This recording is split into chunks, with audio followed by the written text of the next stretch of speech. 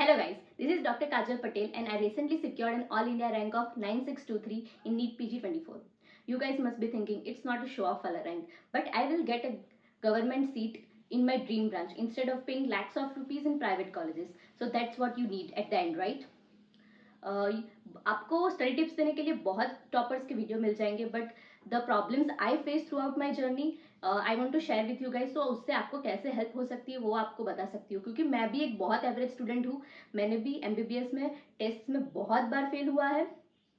और आप मेरे जीटी जर्नी का मैंने एक वीडियो रखा है शॉर्ट्स पे, वो भी आप जाके देख सकते हो। मेरे पहले बिल्कुल भी मार्क्स नहीं आते थे। बिफोर 4 मंथ्स नीट के भी मेरे बिल्कुल मार्क्स नहीं आते थे, एक प्लेटू ही था कम्प्लीटली। फिर धीरे धीरे मेरे मार्क्स बढ़े and I manage to somehow score 566 in NEET PG. I was in morning shift. Okay, so my first study mantra, it is not a mantra, it is a promise that you have to make to yourself that GT के marks देख के कभी भी depress नहीं होना है, कभी भी, मतलब कभी भी नहीं। आई नो जीटी के मार्क्स बहुत डिप्रेसिंग हो सकते हैं। मैंने भी अपनी जर्नी में जब जीटी के मार्क्स बिल्कुल भी नहीं आते थे, पढ़ती थी फिर भी नहीं आते थे, तो बहुत गंदा वाला डिप्रेशन फेस किया है। So I know it's very normal, but you have to cope up with that depression वाला फेज, बिकॉज वो नहीं करोगे तो एक घबराहट सी बैठ जाती है कि जीटीज नहीं देंगे, पर ऐसा नहीं करना है। जीटीज देते रहना है और जीटीज जितने दे सको उतने देना है। स्टार्टिंग में आप 1 जीटी पर मंथ कर सकते हो, पर धीरे धीरे उसकी फ्रीक्वेंसी बढ़ानी है और जितने दे सको कम है जीटीज। और ऐसा नहीं है कि जीटी सिर्फ देना ही रखना है, उसको अच्छे से रिव्यू करना है, एनालाइज करना है और उसके अकॉर्डिंग आगे की स्ट्रेटेजी प्लान करनी है। देखो, आपको आपसे बेहतर और कोई नहीं जानता। आगे की स्ट्रेटेजी कैसे प्लान करनी है वो आप खुद ही डिसाइड करोगे, क्योंकि कोई वीडियो में आपको नहीं पता चलेगा कि आगे की स्ट्रेटेजी आपको कैसे रखनी है अकॉर्डिंग टू यू। बिकॉज आप कौन से सब्जेक्ट में वीक हो उसको ज़्यादा टाइम देना है, कौन से सब्जेक्ट में आप स्ट्रांग हो तो उसको थोड़ा कम टाइम देना है, वो आपसे बेहतर कोई नहीं जानता। और जीटीज दोगे तभी वो पता चलेगा कि कौन से सब्जेक्ट को ज़्यादा टाइम देना है, कौन से को कम। और जीटीज दोगे तभी वो आपको ग्राफ पता चलेगा कि वो बढ़ रहा है, प्लेटू है, तो उस हिसाब से आपको मेहनत करनी है। So my second study mantra is focus on main notes. देखो, अभी नीट पीजी का लेवल बहुत बढ़ गया है। पहले जैसा नहीं है कि पीवाईक्यूज पीवाईटीज मेजोरिटी जो ज़्यादा रेशियो में पूछते थे वो आ रहा है। अभी ऐसा नहीं है, अभी ट्रेंड बहुत चेंज हो गया है इस साल से। अभी आपको मेजोरिटी फोकस मेन नोट्स पे ही रखना पड़ेगा। डीवीटी और बीटीआर जैसे टूल्स जो है रिवीजन टूल्स, उसको रिवीजन के लिए रखो, उसको शॉर्टकट की तरह मत यूज़ करो। अपना मेजोरिटी फोकस मेन नोट्स पे ही रखो। मैं मेरा बताऊँ तो मेरा भी मेन फोकस मेन नोट्स पे ही था। मैं पूरा मेन नोट्स पढ़ती थी, 5 से 6 बार मैंने रिवाइज किए थे। और लास्ट के 7 to 10 डेज में भी जो फाइनल रिवीजन होता है उसमें भी मैंने मेन नोट्स ही किया था। लास्ट 2 to 3 डेज कुछ डीवीटी के लिए रखा था, क्योंकि लास्ट 7 to 10 डेज में बहुत मेजर फोमो होता है कि ये चीज़ उधर पूछ ली तो और मुझे याद नहीं आई, तो इसलिए मैंने पूरा main notes at least pages flip करके देख लिए थे सब कुछ। और लास्ट 2 डेज में मैंने डीवीटी किया था। So my third study mantra is making a wrong diary और 20th नोटबुक और छोटी कॉपी। देखो, मैंने भी ऐसी बनाई थी और मैंने अकॉर्डिंग टू सब्जेक्ट उसको सेक्शन वाइज डिवाइड कर दिया था। उसमें आप highly volatile things like classification है, स्कोरिंग सिस्टम्स है, वो सब ऐड कर सकते हो। जो जीटीज में आपने पढ़ा था फिर भी याद नहीं आया वो ऐड कर सकते हो। फिर जो चीज़ें आप बार बार गलत कर रहे हो जीटीज में वो भी ऐड कर सकते हो। फिर मैंने आईपैड में भी एक इमेज फोल्डर बना लिया था जिसमें मैंने पीवाईक्यूज के जो इमेज बेस्ड क्वेश्चंस है वो सब डाले थे और उसके आजू बाजू ऐसे थोड़ी इन्फॉर्मेशन लिख ली थी जो मैं लास्ट में एज इमेज बेस्ड क्वेश्चन उसको रिव्यू कर सकूं। इस साल भी नीट पीजी में इमेज बेस्ड क्वेश्चन मेजोरिटी आए थे, लाइक 50%। मैंने सुना कि 50% जितने आए थे उसमें। आप ऐसा भी कर सकते हो कि एक इमेज बेस्ड फोल्डर क्रिएट करके उसको भी एक 20th नोटबुक का वर्जन बना सकते हो। फिर ऐसा नहीं है कि आपको 20th नोटबुक बना के छोड़ देना है, उसको बार बार रिव्यू करना है।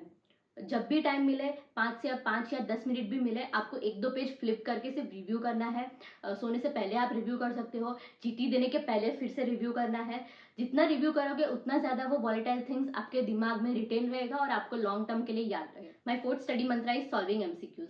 जितने एमसीक्यूज सॉल्व कर सको दिन में उतने करने हैं। मैंने ऐसा किया था कि मैं उठ के 9 to 12 वाला जो मॉर्निंग का एग्जाम वाला टाइम पीरियड होता है उसमें मैं 100 एमसीक्यू सॉल्व करती थी बाय कस्टम मॉड्यूल। मेरा ऐसा मानना था कि मेरे को उस वाले टाइम में अपने ब्रेन को ऐसा ट्रेन करना है कि वो एग्जाम के दिन चले, वरना तो कुछ होगा ही नहीं। तो मैंने ऐसा किया था। आप अपने अकॉर्डिंग एमसीक्यू सॉल्व कर सकते हो पूरे दिन में, पर एटलीस्ट 100 एमसीक्यूज का टारगेट तो रखो ही। फिर मैंने डैम्स का टेलीग्राम क्विजेस वाला एक ग्रुप था, डैम्स के सब टीचर्स का, वो ज्वाइन करके रखा था। तो वो लोग थ्रू आउट द डे उसमें क्विजेस पोस्ट करते थे। तो मेरा बाकी का जो थियरी पढ़ने वाला टाइम था, तो पूरा थियरी मोनोटोनस ना हो जाए, इसीलिए मैं उधर जाके वो क्विजेस सॉल्व करती थी। तो वो भी एक अच्छा प्रैक्टिस हो जाता था। और फिर आप जितना एमसीक्यू सॉल्व करोगे, उससे ही आपको पता चलेगा कि आपका लॉजिकल थिंकिंग और गेस वर्क कितना काम कर रहा है। और वही टेक्निक आपको जीटीज में यूज करनी है वाइल सॉल्विंग एमसीक्यूज, क्योंकि वो ही आपको हेल्प करेगा आगे जाके। क्योंकि देखो, एमबीबीएस इज वेरी फास्ट, कोई ऐसा बंदा नहीं होगा जिसको पूरा पूरा याद रहता है। तो यही टेक्निक है जो आपको नीट में आगे लेकर जाएगी, that is logical thinking and guess work. तो उस पर आपको ज्यादा से ज्यादा काम करना है।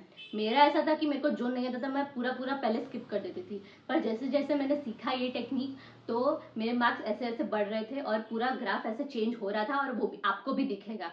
तो इसीलिए आपको ज्यादा से ज्यादा एमसीक्यू सॉल्व करने हैं। और जीटीज में भी आप यही मेथड यूज करके ट्रायल एंड एरर अभी कर लो, क्योंकि नीट में ट्रायल एंड एरर नहीं होगा। तो आपको इधर ही ट्रायल एंड एरर करना है कि आप कितने स्किप करो और कितने मैक्सिमम टू मैक्सिमम ज्यादा अटेम्प्ट करो क्वेश्चंस। तो आपको पता चलेगा कि आप कहाँ स्टैंड कर रहे हो उस हिसाब से। So the final and the most important study mantra is revise revise revise revise revise revise. जितना रिवाइज कर सको उतना कम है। एटलीस्ट 4 बार रिवीजन हो जाना चाहिए, तभी जाके एक डिसेंट रैंक निकलेगा। मैंने पूरा मेन नोट्स अपना 5 to 6 टाइम्स रिवीजन किया था। सो आपको भी जितना हो सके मैक्सिमम रिवाइज करते ही रहना है। और देखो, रिवाइज करने के चक्कर में ऐसा नहीं है कि 12-13 घंटे बस पढ़ते ही रहो पढ़ते ही रहो पढ़ते ही रहो। आपको जितना पढ़ना है इफेक्टिवली पढ़ना है, और बीच बीच में भूलना नहीं है कि ब्रेक्स लेना है, और वो भी अच्छे से, नॉट लाइक सोशल मीडिया पे जाके और वो सब रील्स वील्स फालतू रील्स वील्स देख के। अच्छे से मेडिटेट करो, कुछ अच्छे से सॉन्ग्स सुनो और ऐसा सब ब्रेक्स दो। क्योंकि मेंटल हेल्थ को आपको सिक्योर रखना है throughout the NEET PG journey, क्योंकि वो ही एक इम्पॉर्टेंट थिंग है कि वो अगर ब्रेक डाउन हो गया तो आपका खत्म।